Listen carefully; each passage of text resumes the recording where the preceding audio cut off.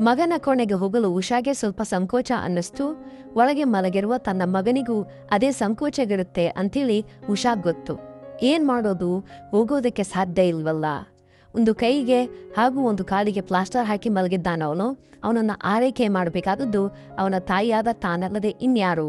ಬೇರೇನು ಯೋಚಿಸಬೇಕಾಗಿಲ್ಲ, ಹಿಂಜರಿಯುವ ಅಗತ್ಯ ಇಲ್ಲ. ಇದೆಲ್ಲವೂ ಸರ್ವಸಾಧಾರಣ ಆಗಿದೆ. ಮಗನಿಗೆ ಈಗ 26 ವರ್ಷ ವಯಸ್ಸು.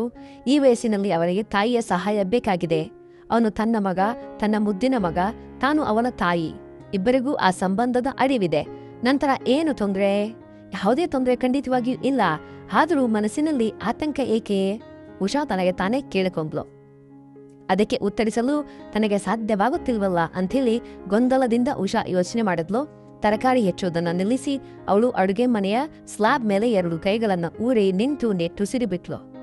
ಮನಸ್ಸಿನ ಒತ್ತಡದಿಂದ ಅವಳ ದೇಹವು ಒಮ್ಮೆ ನಡುಗಿತು. ಉಷಾಗೆ 46 ವರ್ಷ ವಯಸ್ಸು. ಅವಳ ಹಿರಿಯ ಮಗನೇ 26 ವರ್ಷ, ಕುಮಾರ್. ಕುಮಾರ್ಗಿಂತ ಕಿರಿಯವಳಾದ 23 ವರ್ಷದ ಮಗಳಿದ್ದಾಳೆ, ಬಿಂದು. 2 ತಿಂಗಳ ಹಿಂದೆಯಷ್ಟೇ ಅವಳ ವಿವಾಹ ನಡೆದಿತ್ತು. ಉಷಾಳ ಪತಿ ರತೀಶ್ ಕುಮಾರ್ ಬಾಂಬೆಯಲ್ಲಿದ್ದಾರೆ. ಅಲ್ಲಿ ಸಾಧಾರಣ ಮಟ್ಟದ ಒಳ್ಳೆಯ ಬಿಸಿನೆಸ್ ಇದೆ. ಮಕ್ಕಳ ಮದುವೆಗೆ 1 ತಿಂಗಳು ಇರುವಾಗ ಊರಿಗೆ ಬಂದಿದ್ದ ರತೀಶ್ ಮದುವೆ ಮುಗಿದು 1 ವಾರವಾದ ಬಳಿಕ ಮರಳಿ ಹೋದರು. ಬಿಂದುಳನ್ನು ಬಾಂಬೆನಲ್ಲಿ ಪರಿಚಯವಾದ ಒಬ್ಬ ಯುವಕನಿಗೆ ಮದುವೆ ಮಾಡಿಕೊಡಬೇಕೆಂದು ರತೀಶ್ ತೀರ್ಮಾನಿಸಿದ್ದರಾದರೂ ಉಷಾ ಅದಕ್ಕೆ ಒಪ್ಪಲಿಲ್ಲ. ಒಬ್ಬ ಬಾಂಬೆ ಉದ್ಯೋಗಿಯ ಹೆಂಡತಿಯಾಗಿರುವುದು ಎಷ್ಟು ಕಷ್ಟದ ಸಂಗತಿ ಅನ್ನೋದನ್ನ ಅನುಭವದಿಂದ ತಿಳಿದಿದ್ದ ಉಷಾ ಊರಲ್ಲೇ ಇರುವಂತಹ ಒಬ್ಬ ಸರಕಾರಿ ಉದ್ಯೋಗಿಗೆ ಮಗಳನ್ನ ಕೊಟ್ಟು ಮದುವೆ ಮಾಡಿಕೊಟ್ಲು. ಕುಮಾರ್ ಬಾಂಬೆಗೆ ಕರೆದುಕೊಂಡು ಹೋಗೋದಕ್ಕೆ ರತೀಶ್ ಪ್ರಯತ್ನಿಸಿದಾಗಲೂ ಉಷಾ ವಿರೋಧಿಸಿದ್ಲು. ಕುಮಾರ್ ಅಂದ್ರೆ ಮಗ. ಇನ್ನು ತನ್ನ ಕುಟುಂಬದಲ್ಲಿ ಒಬ್ಬ ಪ್ರವಾಸಿ ಉದ್ಯೋಗಿ ಬೇಡ ಅಂಥೇಳಿ ಅವಳು ನಿರ್ಧರಿಸಿದ್ಲು. ಕುಮಾರ್ ಊರಿನಲ್ಲಿ ಒಂದು ಮೆಡಿಕಲ್ ಸ್ಟೋರ್ ಅನ್ನು ನಡೆಸ್ತಾ ಇದ್ದ. ಸಾಧಾರಣ ಮಟ್ಟದ ಒಳ್ಳೆಯ ಬಿಸಿನೆಸ್ ನಡೀತಾ ಇತ್ತು. 2-3 ಕೆಲಸಗಾರರು ಇದ್ದಾರೆ. ಕಳೆದ ವಾರ ಅಂಗಡಿ ಮುಚ್ಚಿ ಮನೆಗೆ ಬರುವಾಗ ಕುಮಾರ್ಗೆ ಒಂದು ಆಕ್ಸಿಡೆಂಟ್ ಸಂಭವಿಸಿತ್ತು. ಬೈಕ್ನ ಹಿಂಬದಿಗೆ ಒಂದು ಕಾರು ಬಂದು ಡಿಕ್ಕೆ ಹೊಡೆದು ಬೈಕ್ ಮತ್ತು ಕುಮಾರ್ ಇಬ್ಬರೂ ದೊಡ್ಡದೊಂದು ಪ್ರಪಾತಕ್ಕೆ ಉರುಳಿದ್ರು. ಬಲಗೈ ಮತ್ತು ಎಡಗಾಲು ಮುರಿದು ಹೋಗಿದ್ವು. ಸುಮಾರು 3 ದಿನ ಆಸ್ಪತ್ರೆಯಲ್ಲಿ ಕಳೆದ್ರು. ಈಗ ಕೈ ಮತ್ತು ಕಾಲಿಗೆ ಪ್ಲಾಸ್ಟರ್ ಹಾಕಿ ಮನೆಯಲ್ಲಿ ಮಲಗಿದ್ದಾನೆ. ಸ್ವಂತ ಕೆಲಸಗಳನ್ನ ಮಾಡಿಕೊಳ್ಳಲು ಕುಮಾರ್ಗೆ ಸಾಧ್ಯ ಇಲ್ಲ. ಮತ್ತೊಬ್ಬರ ಸಹಾಯವಿಲ್ಲದೆ ಎದ್ದೇಳಲು ಕೂಡ ಆಗುವುದಿಲ್ಲ. ಬಿಂದು ಮತ್ತು ಅವಳ ಗಂಡ ಸುಭಾಷ್ ಆಸ್ಪತ್ರೆಯಲ್ಲಿ ಸಹಾಯಕ್ಕೆ ಅಂತ ಇದ್ದರು. ಜೊತೆಗೆ ಅವನ ಕೆಲವು ಸ್ನೇಹಿತರು ಇದ್ದರು. ಮೊನ್ನೆ ದಿನವೇ ಕುಮಾರ್ ಮನೆಗೆ ಕರೆತಂದಿದ್ದು. ಕನಿಷ್ಠ ಪಕ್ಷ 1 ತಿಂಗಳಾದರೂ ಈ ರೀತಿ ಮಲಗಿರಬೇಕಾಗುತ್ತೆ. ಅಂಗಡಿಯ ವಿಷಯ ನೆನೆದು ಆತಂಕಗೊಳ್ಳಬೇಕಾಗಿಲ್ಲ. ಚುರುಕಾದ ಒಬ್ಬ ಕೆಲಸಗಾರ ಅಲ್ಲಿದ್ದಾನೆ. ಅವನು ಎಲ್ಲಾ ಕೆಲಸಗಳನ್ನ ನೋಡಿಕೊಂಡು ಮಾಡ್ತಾನೆ. ಅವನನ್ನು ಹೊರತುಪಡಿಸಿ ಒಬ್ಬ ಹುಡುಗಿ ಮತ್ತು ಮತ್ತೊಬ್ಬ ವ್ಯಕ್ತಿ ಇದ್ದಾರೆ. ಕುಮಾರ್ ಮೊಬೈಲ್ ಅನ್ನ ನೋಡುತ್ತಾ ಸಮಯ ಕಳೀತಾ ಇದ್ದಾನೆ. ಬೇರೆ ಏನೂ ಮಾಡೋದಕ್ಕೆ ಸಾಧ್ಯ ಅಲ್ವಾ? ಈ ಕೋಣೆಯಿಂದ ಒಬ್ಬನೇ ಹೊರಗೆ ಹೋಗೋದಕ್ಕೆ ಕೂಡ ಆಗುವುದಿಲ್ಲ. ಕುಮಾರ್ನ ಕೋಣೆಯ ಮೇಲಿನ ಮಹಡಿಯಲ್ಲಿದೆ. ಆದರೆ ಈಗ ಅವನು ಮಲಗಿರುವುದು ಕೆಳಗೆ ತಾಯಿಯ ರೂಮಲ್ಲಿ. ತಾಯಿ ಕೆಳಗೆ ಬೇರೊಂದು ರೂಮಲ್ಲಿ ಇದ್ದಾಳೆ. ದಿನಕ್ಕೆ 2 ಬಾರಿ ಕುಮಾರ್ ಒದ್ದೆ ಬಟ್ಟೆಯಿಂದ ಒರೆಸಬೇಕು, ಬಾತ್ರೂಮ್ಗೆ ಕೆಡಲೇಬೇಕು. ಆಸ್ಪತ್ರೆಯಲ್ಲಿ ಇದೆಲ್ಲವನ್ನ ನರ್ಸ್ಗಳು ಮಾಡ್ತಾ ಇದ್ರು. ಈಗ ಇದೆಲ್ಲವನ್ನ ಮಾಡ್ತಾ ಇರೋದು ಉಷಾ. ಆಸ್ಪತ್ರೆಯಿಂದ ಮನೆಗೆ ತಲುಪಿದ ಅಂದು ರಾತ್ರಿ ಉಷಾ ಕುಮಾರ್ ಒದ್ದೆ ಬಟ್ಟೆಯಿಂದ ಸ್ವಚ್ಛಗೊಳಿಸಿದ್ಲು. ಮಲಗಿಸಿ ಬೆನ್ನು, ಕೈಕಾಲುಗಳು ಹಾಗೂ ಇಡೀ ದೇಹವನ್ನ ಅವಳು ಉಗುರು ಬೆಚ್ಚಗಿನ ನೀರಿನಿಂದ ಒರೆಸಿಕೊಟ್ಲು. ಮರುದಿನ ಬೆಳಿಗ್ಗೆಯೂ ಅವಳು ಸ್ವಚ್ಛಗೊಳಿಸಲು ಬಂದ್ಲು. ಅವನಿಗೆ ಬಟ್ಟೆ ಬದಲಾಯಿಸಬೇಕೆಂದು ನೆನಪಾಯಿತು. ಮೊನ್ನೆ ಹಾಕಿದ್ದ ಬಟ್ಟೆಯನ್ನೇ ಧರಿಸಿದ್ದ. ಅದನ್ನು ಬದಲಾಯಿಸುವುದು ಅಗತ್ಯವಾಗಿತ್ತು. ಕುಮಾರ್ ಮೊಬೈಲ್ ನೋಡುತ್ತಾ ಮಲಗಿದಾನೆ. ತಾಯಿ ಬರೋದನ್ನ ಕಂಡು ಅವನು ಮೊಬೈಲ್ ಪಕ್ಕಕ್ಕೆ ಇಟ್ಟ. ನಿನಗೆ ಈಗ ಬಾತ್ರೂಮ್ಗೆ ಹೋಗ್ಬೇಕಾ ಮಗನೇ? ಊರು ಬೆಚ್ಚನೆಗಿನ ನೀರನ್ನ ಮೇಜಿನ ಮೇಲಿಟ್ಟು ಉಷಾ ಕೇಳಿದ್ಲು. ಬೇಡಮ್ಮ, ಈಗ ಬೇಡ. ಉಷಾ ಕುಮಾರ್ನ ದೇಹದಿಂದ ಉದಿಕೆಯನ್ನ ತೆಗೆದ್ಲು. ಅವನು ಮಲಗಿದ್ದಾಗ ಬಟ್ಟೆಗಳನ್ನ ಬದಲಾಯಿಸೋದಕ್ಕೆ ಸಿದ್ಧರಾದ್ಲು. ಅವನು ಉಷಾಳ ಮುಖವನ್ನು ಒಮ್ಮೆ ನೋಡ್ದ. ನಂತರ ಕಣ್ಣನ್ನು ಮುಚ್ಚಿದ. ಸಹಾಯವಿಲ್ಲದೆ ಬೇರೆ ದಾರಿಯಿಲ್ಲ ಅನ್ನೋದು ಅವನಿಗೂ ತಿಳಿದಿದೆ. ಬೆಚ್ಚಗಿನ ನೀರಿನಲ್ಲಿ ಬಟ್ಟೆಯನ್ನ ಮುಳುಗಿಸಿ ಹಿಂಡಿ ಮೊದಲಿಗೆ ಉಷಾ ಅವನ ಕೈ ಕಾಲುಗಳನ್ನು ಚೆನ್ನಾಗಿ ಸ್ವಚ್ಛಗೊಳಿಸಿದ್ಲು. ಅಸಹಾಯಕನಾಗಿ ಮಲಗಿದ್ದೇನೆ ಅನ್ನುವ ಬೇಸರದಲ್ಲಿ ಕುಮಾರ್ ಕಣ್ಣನ್ನ ತೆರೆದ. ಒದ್ದೆ ಬಟ್ಟೆಯಿಂದ ಅವಳು ಎಲ್ಲವನ್ನ ಸ್ವಚ್ಛವಾಗಿ ಒರೆಸಿದ್ಲು. ನಂತರ ಇಡೀ ದೇಹವನ್ನ ಸ್ವಚ್ಛಗೊಳಿಸಿದ್ಲು.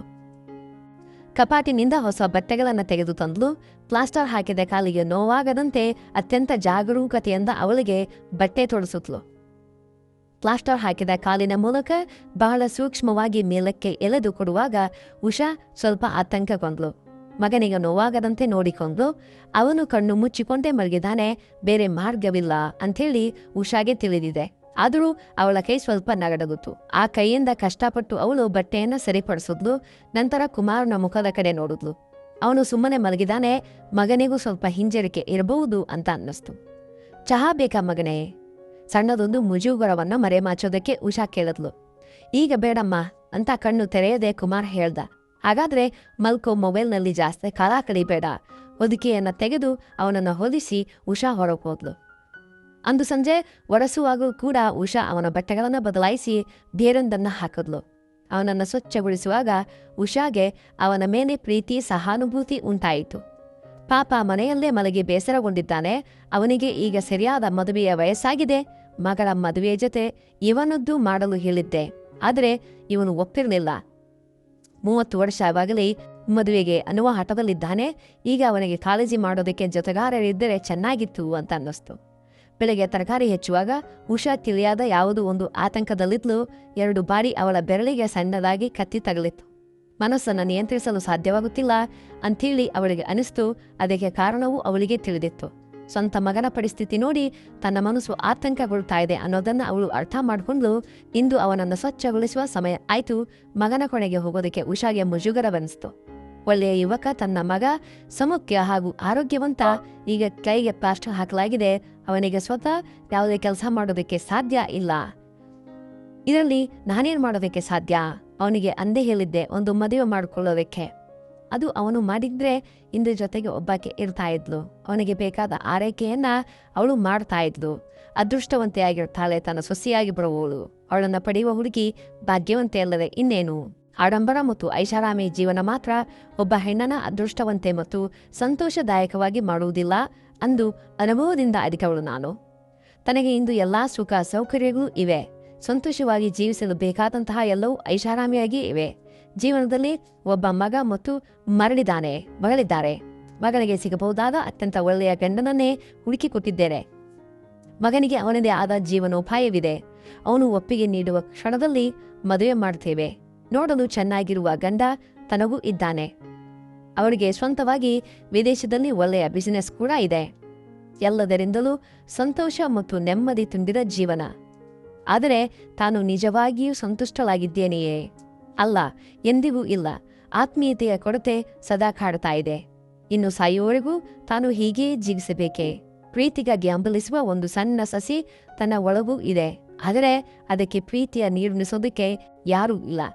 ಸಮಯಕ್ಕೆ ಸರಿಯಾಗಿ ಒಮ್ಮೆ ಆತ್ಮೀಯತೆಯಿಂದ ಮಾತನಾಡಿಸಿದರೆ ಅದು ಒಣಗಿ ಹೋಗುವುದಿಲ್ಲ.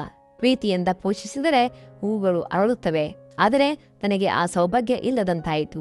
ಕೇವಲ ಭೌತಿಕ ಸೌಕರ್ಯಗಳಿದ್ದರೂ ಹೊರನೋಟಕ್ಕೆ ತಾನು ಒಣಗಿದ ಒಂಟಿ ಬರುಭೂಮಿಯಾಗಿದ್ದೇನೆ. ತನ್ನ ಭಾವನೆಗಳನ್ನು ಹಂಚಿಕೊಳ್ಳಲು ಸೂಕ್ತವಾದ ಸಂಗಾತಿ ತನಗಿಲ್ಲದೆ ಹೋದರು. ಪ್ರೀತಿಯಿಲ್ಲದೆ, ಗಮನವಿಲ್ಲದೆ ಹಂಬಲಿಸುವ ಮಣ್ಣಿನಲ್ಲಿ ಮೊಳಕೆ ಗಿಡ ಒಣಗಿ ಹೋಗುವುದನ್ನು ಕೇವಲ ನೋಡುತ್ತಾ ನಿಲ್ಲಲಷ್ಟೇ ತನಗೆ ಸಾಧ್ಯ ಆಯಿತು. ಈ ನಿರಾಶೆ ಮತ್ತು ಒಂಟಿತನ ಎಂದು ನಿನ್ನೆಯದಲ್ಲ.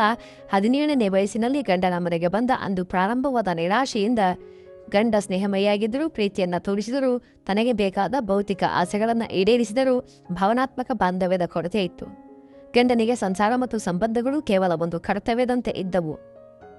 ಇತರ ಎಲ್ಲಾ ಕೆಲಸಗಳನ್ನು ಮುಗಿಸಿ ಸಮಯವಿದ್ದರೆ ಮಾತ್ರ ಗಮನ ಹರಿಸುವಂತ ವಿಷಯವಾಗಿತ್ತು. ತನಗಾದರೆ ಭಾವನಾತ್ಮಕ ಸಹಚರ್ಯ ಅತ್ಯಂತ ಅಗತ್ಯವಾಗಿತ್ತು. ಮಗಳನ್ನ ಹೆತ್ತ ನಂತರವೂ ಅವರಲ್ಲಿ ಬದಲಾವಣೆ ಪ್ರಾರಂಭ ಆಯಿತು. ರಜೆಗೆ ಬರಲು ಕಾತರದಿಂದ ಕಾಯುತ್ತಿದ್ದ ತನ್ನನ್ನ ಕೇವಲ ಮಾತನಾಡಿಸಿ ಸುಮ್ಮನಿರುತ್ತಾ ಇದ್ರು. ಭಾವನಾತ್ಮಕವಾಗಿ ಸಮೀಪವಾಗ್ತಾ ಇರಲಿಲ್ಲ. ಆದರೂ ಅವರ ಪ್ರೀತಿಗೆ ಕೊರತೆ ಇರಲಿಲ್ಲ. ಆದರೆ ತನಗೆ ಬೇಕಾದ ಆಪ್ತತೆ ಅವರಲ್ಲಿ ಇರಲಿಲ್ಲ. ತನ್ನ ಅಸಂತೃಪ್ತಿ ಗಂಡನಿಗೆ ತಿಳಿಯಲೇ ಇಲ್ಲ. ದಿನ ಕಳೆದಂತೆ ಅದಕ್ಕೆ ಒಗ್ಗಿಕೊಂಡೇ ಈಗ ಅವರನ್ನು ಒತ್ತಾಯಿಸೋದಿಲ್ಲ. ಅವರಿಗೆ ತಾನೇ ಸರ್ವಸ್ವವಾಗಿದ್ದರೂ ತನಗೆ ಈಗ ಅಷ್ಟೇನೂ ಭಾವನಾತ್ಮಕ ಆಪ್ತತೆ ಇಲ್ಲ. ಒಬ್ಬ ಹೆಣ್ಣಿಗೆ ಬೇಕಾಗಿರುವುದು ಕೇವಲ ಹಣ ಮಾತ್ರವೆಂದು ಅವಳು ಅರ್ಥ ಮಾಡಿಕೊಂಡಿದ್ದಾರೆ. ಕೇವಲ ಭೌತಿಕ ಅಗತ್ಯಗಳನ್ನು ಮಾತ್ರವೇ ಅವಳು ತಿಳಿಯಬಲ್ಲರು. ಪ್ರೀತಿಯಿಂದ ನೋಡುವಾಗಲೂ ಅವಳ ಒಳಗಿನ ಭಾವನಾತ್ಮಕ ಆಸೆಗಳನ್ನು ತಿಳಿಯಲು ಪ್ರಯತ್ನಿಸಿಲ್ಲ. ಒಳಗುತ್ತಿರುವ ಗಿಡಕ್ಕೆ ಸ್ವಲ್ಪ ಪ್ರೀತಿಸಿರುವುದು ಚಿಗುರಿಸಲು ನೋಡಿಲ್ಲ. ತನ್ನ ಒಂಟಿತನವನ್ನು ತಂಪು ಮಾಡೋದಕ್ಕೆ ಅವರಿಗೆ ತಿಳಿಯೋದಿಲ್ಲ. ಅವರಿಗೆ ಸಂಸಾರ ನಡೆಸೋದಕ್ಕೆ ಗೊತ್ತು, ಒಳ್ಳೆಯ ತಂದೆಯಾಗಲು ಗೊತ್ತು. ಹೊರಗಿನಿಂದ ನೋಡುವ ಯಾರಿಗಾದರೂ ತನ್ನ ಜೀವನ ಸ್ವರ್ಗ ಸಮಾನವಾಗಿದೆ ಹೌದು, ಅದು ಸಂಪೂರ್ಣ ಸತ್ಯ ಆಗಿದೆ. ಆದರೆ ಇದೆಲ್ಲರ ಹೊರತಾಗಿ ಮನಸ್ಸಿನ ಶಾಂತಿ ಮತ್ತು ಆತ್ಮೀಯತೆಯ ಅಗತ್ಯವಿಲ್ಲವೇ? ಕೇವಲ ಹಣ ಇದ್ರೆ ಹೆಂಡಿಗೆ ಸಂತೃಪ್ತಿಯಿಂದ ಜೀವಿಸುವುದಕ್ಕೆ ಸಾಧ್ಯವೇ? ಕೆಲವರಿಗೆ ಇರಬಹುದು, ಆದರೆ ತನಗೆ ಅದು ಸಾಕಾಗುವುದಿಲ್ಲ. ಆದರೂ ಇಷ್ಟು ವರ್ಷಗಳು ಯಾವುದೇ ದೂರುಗಳಿಲ್ಲದೆ ಬದುಕಿದೆ, ಒಳಗೆ ಉರಿಯುತ್ತಿರುವ ಹಲವಾರು ಆಸೆಗಳನ್ನ ಯಾರಿಗೂ ತಿಳಿಸಿದಂತೆ ಸಂತೃಪ್ತಿಯನ್ನ ನಟಿಸಿ ಬದುಕಿದೆ, ಇನ್ನೂ ಅದು ಸಾಧ್ಯ ಇಲ್ಲ ಅನ್ನುವಂತಹ ಆತಂಕ, ಇನ್ನೂ ಮನಸ್ಸಿನ ಒಂಟಿತನವನ್ನು ಸಹಿಸೋದಕ್ಕೆ ಸಾಧ್ಯ ಇಲ್ಲ ಅಂಥೇಳಿ ದೇಹ ಹಾಗೂ ಮನಸ್ಸು ಹೇಳ್ತಾ ಇದೆ. ತಾನು ಪ್ರೀತಿ ಇಲ್ಲದೆ ಒಣಗಿ ಹೋಗಬೇಕಾದವಳಲ್ಲ. ತನಗೆ ಯಾವುದರ ಕೊರತೆ ಇದೆ? ಸೌಂದರ್ಯವಿಲ್ಲವೇ? ಆರೋಗ್ಯವಿಲ್ಲವೇ? ಒಳ್ಳೆಯ ವ್ಯಕ್ತಿತ್ವ ತನಗಿಲ್ಲವೇ? ಆದರೂ ತಾನು ಮುರುಟಿ ಹೋಗುವುದು ಯಾಕೆ? ಇನ್ನು ಈ ಜೀವನವನ್ನ ವ್ಯರ್ಥವಾಗಿ ಕಳೆಯೋದಕ್ಕೆ ಸಾಧ್ಯವಿಲ್ಲ. ಇದಕ್ಕೆ ಒಂದು ಪರಿಹಾರ ಬೇಕು. ಆಪ್ತ ಸಂಗಾತಿಯನ್ನ ಬಯಸುವುದು ತಪ್ಪಲ್ಲ. ವಯಸ್ಸು 46 ಆಯ್ತು, 26 ಇನ್ನೆಂದೂ ಇಲ್ಲ ಅಂಥೇಳಿ ಮನಸ್ಸು ನಿರಂತರವಾಗಿ ಹೇಳ್ತಾ ಇದೆ. ಮನಸ್ಸಿನ ಒಂಟಿತನಕ್ಕೆ ಒಂದು ಅಂತ್ಯ ಕಂಡುಕೊಳ್ಳಲೇಬೇಕು. ತನ್ನನ್ನು ಪ್ರೀತಿಸುವ ಒಬ್ಬ ಶಕ್ತಿಯುತ ಪುರುಷನ ಆಸರೆಯಲ್ಲಿ ನೆಮ್ಮದಿಯಿಂದ ಮಲಗುವುದಕ್ಕೆ ತನಗೂ ಆಸೆ ಇದೆ. ತಕ್ಷಣವೇ ಉಷಾ ಒಮ್ಮೆ ನಡುಗಿದ್ಲು. ಏನೋ ಯೋಚಿಸಿ ತನಗೆ ಏನೋ ಸಂಭವಿಸಿದೆ ಅಂಥೇಳಿ ನಾಚಿಕೆಯಿಂದ ಉಷಾ ಭಾವಿಸಿದ್ಲು. ಆಲೋಚನೆಗಳನ್ನು ನಿಯಂತ್ರಿಸೋದಕ್ಕೆ ಪ್ರಯತ್ನಿಸಿದ್ಲು. ಬಿಸಿಯಾದ ನೀರನ್ನು ಕೆಳಗಿಳಿಸಿ ಅದರೊಂದಿಗೆ ಅವಳು ಕುಮಾರ್ನ ಕೊಡೆಯತ್ತ ಹೆಜ್ಜೆ ಹಾಕಿದಳು. ಕುಮಾರ್ ಮೊಬೈಲ್ ನೋಡುತ್ತಾ ಮಲಗಿದ್ದಾನೆ. ಉಷಾದ ಕಾಲುಗಳು ಹೊಲಕ್ಕೆ ಚಲಿಸಿದವು. ತಾಯಿ ಬರುವುದನ್ನ ಕಂಡು ಕುಮಾರ್ ನೋಡುತ್ತಿದ್ದ ಮೊಬೈಲನ್ನು ಪಕ್ಕಕ್ಕೆ ಇಟ್ಟ. ಇನ್ನು ಬೇಡಮ್ಮ, ಬೆಳಗ್ಗೆ ಒರೆಸಿದ್ದಲ್ವೇ, ಇನ್ನು ನಾಳೆ ಸಾಕಾಗಲ್ವಾ ಅಂತ. ಅಯ್ಯೋ, ಅದು ಬೇಡ, ನೀನು ನಡೆಯುವವರೆಗೂ ದಿನಕ್ಕೆ 2 ಬಾರಿ ನಾನು ಸ್ವಚ್ಛಗೊಳಿಸ್ತೇನೆ. ಆ ನರ್ಸ್ಗಳು ನನ್ನ ಬಳಿ ಸೆಪರೇಟಾಗಿ ಬಂದು ಹೇಳಿದ್ದಾರೆ. ಅವನಿಗೆ ಹಿಂಜರಿಕೆಯಿಂದಾಗಿ ಅದನ್ನು ಹೇಳಿದ್ದಾನೆಂದು ಉಷಾಗ್ ಗೊತ್ತು. ಆದರೆ ಉಷಾಗೆ ಆರೈಕೆ ಮಾಡೋದಿರುವುದಕ್ಕೆ ಸಾಧ್ಯವಿರಲಿಲ್ಲ. ಒಬ್ಬನೇ ಮನೆಯಲ್ಲಿ ಮಲಗಿ ಬೇಜಾರುಗೊಂಡಿದ್ದ ಕುಮಾರ್ಗೆ ತಾಯಿಯ ಈ ಅತಿಯಾದ ಕಾಳಜಿ ಸ್ವಲ್ಪ ಮುಜುಗರವನ್ನು ತಂದಿತ್ತು. ತಾಯಿ ತನ್ನನ್ನ ಮಗುವಿನಂತೆ ಆರೈಕೆ ಮಾಡೋದನ್ನ ಅವನಿಗೆ ಊಹಿಸಲು ಸಾಧ್ಯವಾಗಲಿಲ್ಲ. ವಯಸ್ಸಾದ ಮಗನಿಗೆ ಇದು ಸಹಜವಾದ ಹಿಂಜರಿಕೆ. ತನ್ನ ಈ ಅಸಹಾಯಕತೆಗೆ ಅವನು ನಾಚಿಕೆಪಟ್ಟು ತಾಯಿ ಏನೆಂದುಕೊಳ್ತಾಳೋ ಅಂತ ಭಾವಿಸ್ದ. ಅವನು ಏನೇ ಹೇಳಿದ್ರೂ ಉಷಾ ಇಂದು ಅವನನ್ನ ಸ್ವಚ್ಛಗೊಳಿಸದೆ ಹೋಗುತ್ತಿಲ್ಲ. ಅವನನ್ನು ಸ್ವಚ್ಛಗೊಳಿಸುವುದು ತಾಯಿಯ ಕರ್ತವ್ಯ ಆಗಿದೆ. ಕೊಲೆಯಲ್ಲದಿದ್ದರೂ ಸ್ವಚ್ಛವಾಗಿರಬೇಕು ಮಗನೇ, ದೇಹವೆಲ್ಲ ಬೆವರುತ್ತದಲ್ಲವೇ ಅಂತ ಉಷಾ ಕುಮಾರ್ ಓಡಿಸೋದಕ್ಕೆ ಪ್ರಾರಂಭಿಸಿದ್ಲು. ಕುಮಾರ್ ಸ್ವಲ್ಪ ಹಿಂಜರಿತಾ ಇದ್ದಾನೆ.